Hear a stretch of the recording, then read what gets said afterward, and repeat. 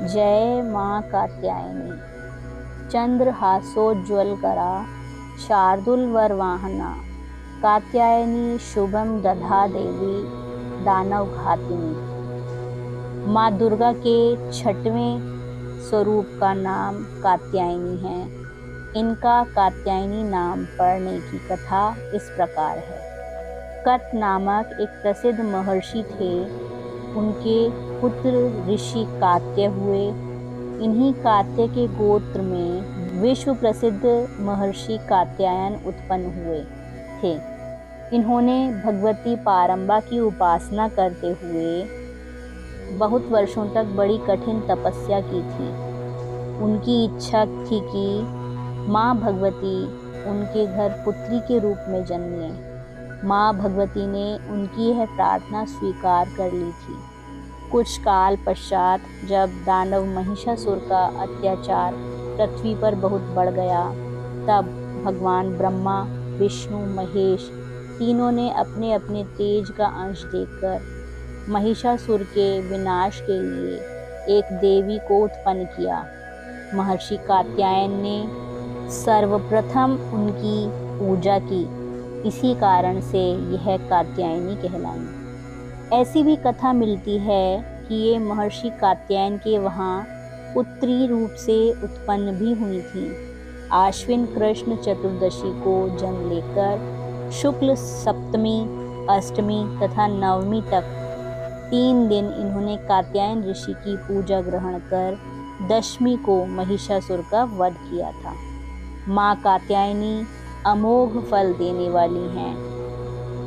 भगवान कृष्ण को पति रूप में पाने के लिए व्रज की गोपियों ने इन्हीं की पूजा कालिंदी यमुना के तट पर की थी।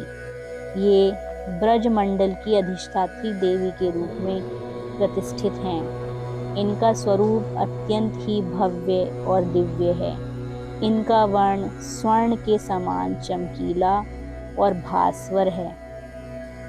इनकी 4 भुजाएं हैं।